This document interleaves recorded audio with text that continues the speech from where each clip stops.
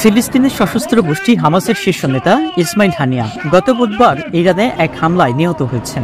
সেই হামলা নিয়ে চাঞ্চল্যকর তথ্য জানিয়েছে নিউ ইয়র্ক টাইমস। সূত্রের বরাতে নিউ ইয়র্ক টাইমস বলছে, হানিয়া তেহরানে যে অতিথি ভবনে হামলায় নিহত হয়েছেন সেখানে প্রায় 2 মাস আগে থেকেই বিস্ফোরক পেতে রাখা হয়েছিল। গত মঙ্গলবার ইরানের নতুন প্রেসিডেন্ট মাসুদ পেজেশকিনের অভিষেক অনুষ্ঠানে যোগ দিতে তেহরানে গিয়েছিলেন হানিয়া। ওই ভবনে থাকা মধ্যপ্রাচ্য ভিত্তিক 7 জন কর্মকর্তা নিশ্চিত করেছেন যে তেহরানের গেস্ট হাউসের নিজের কক্ষে হানিয়া আছেন। এটা নিশ্চিত হওয়ার পরপরই দূর থেকে বোমাটির বিস্ফোরণ ঘটানো হয়। ওই 7 কর্মকর্তার মধ্যে 2 জন ইরানিয়ান ছাড়াও একজন আমেরিকানও রয়েছেন।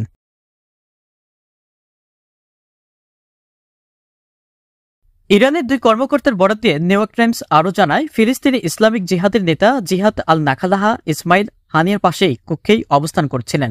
তাদের মতে নির্দিষ্ট তথ্যের ভিত্তিতেই হানিয়াকে লক্ষ্য করে বিস্ফোরণটি ঘটানো হয়। কারণ বিস্ফোরণে তার কক্ষের খুব বেশি ক্ষতি হয়নি, তাই বোঝাই যায় এটি খুব পরিকল্পিত হত্যাকাণ্ড। ওই হামলার জন্য ইসরায়েলকে সরাসরি দায়ী করছে ইরান ও হামাস, যদিও এখন পর্যন্ত ওই হামলার দায় নিয়ে কোনো মন্তব্য করেনি ইসরায়েল।